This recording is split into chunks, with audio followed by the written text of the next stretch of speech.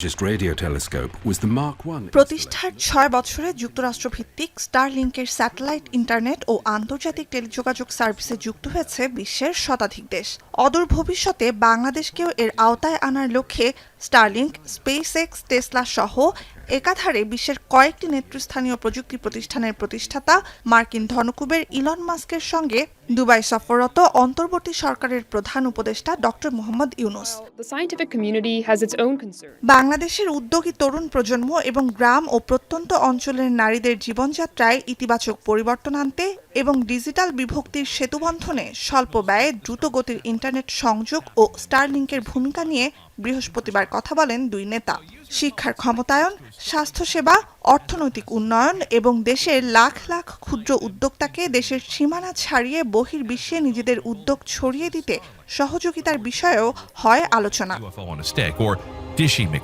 প্রধান উপদেষ্টার কার্যালয় থেকে প্রকাশিত সংবাদ বিজ্ঞপ্তিতে বলা হয়, স্টারলিংক সংযোগ বাংলাদেশের অবকাঠামোতে লাখো নতুন সুযোগ উন্মুক্ত করবে এবং দেশকে বৈশ্বিক ডিজিটাল অর্থনীতির আরও কাছে নিয়ে যাবে। এ লক্ষ্যে গ্রামীণ ব্যাংক ও গ্রামীণ ফোনের সংযোজিত অংশ হতে পারে স্টারলিংক। জবাবে বহু বছর আগে থেকেই গ্রামীণ ব্যাংক ও গ্রামীণ ফোনের কাজের বিষয়ে অবগত বলে জানান মাস্ক। ডক্টর ইউনুসের মাইক্রোফাইন্যান্স মডেল গ্রামীণ ব্যাংক সারা বিশ্বে দারিদ্র্য নির্মূলে ভূমিকা রাখছে বলেও প্রশংসা করেন তিনি। বাংলাদেশে স্টারলিংকের সম্ভাব্য উদ্বোধনী আয়োজনে অংশ নিতে ডক্টর ইউনুসের আমন্ত্রণ গ্রহণ করেন মাস্ক।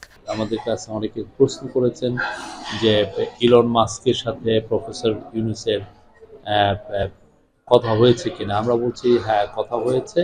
এদিকে বাংলাদেশের সংযুক্ত আরব আমিরাতের বিশেষ অর্থনৈতিক অঞ্চল ইপিজেড নির্মাণে নীতিগত সম্মতি দিয়েছেন ডক্টর ইউনুস। এতে দেশে বিদেশি বিনিয়োগের পাশাপাশি কর্মসংস্থানও বাড়বে বলে আশাবাদী সরকার। বৃহস্পতিবার রাতে দুবাইয়ের সংবাদ সম্মেলনে একথা জানান প্রধান উপদেষ্টার প্রেস সচিব। ইউএই আপনারা জানেন বাংলাদেশের একটা বড় বাংলাদেশি যারা বাইরে কাজ করেন তাদের জন্য একটা বড় জব ডেস্টিনেশন।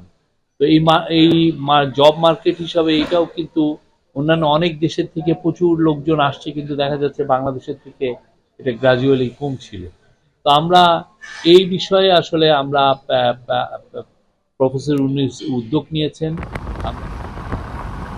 প্রেস সচিব জানান, প্রধান উপদেষ্টার আরব আমিরাত সফরের মাধ্যমে বৃহৎ এ শ্রমবাজারের সঙ্গে সম্পর্ক আরও দৃঢ় হবে বাংলাদেশের। এর আগে দুবাইয়ের একটি হোটেলে প্রবাসী বাংলাদেশিদের সঙ্গে মতবিনিময় করেন প্রধান উপদেষ্টা। সরকারি খরচে প্রবাসীদের মরদেহ দেশে নেয়া, বিমান ভাড়া কমানো, পাসপোর্ট ও জন্মসনদের সেবা আরও সহজ করা সহ ভোটাধিকারের বিষয়েও তুলে ধরেন প্রবাসীরা। এই সময় প্রবাসীদের মরদেহ সরকারি খরচে দেশে ফেরানোর বিষয়ে কাজ চলছে বলে আশ্বস্ত করেন পররাষ্ট্র উপদেষ্টা এম তৌহিদ হোসেন।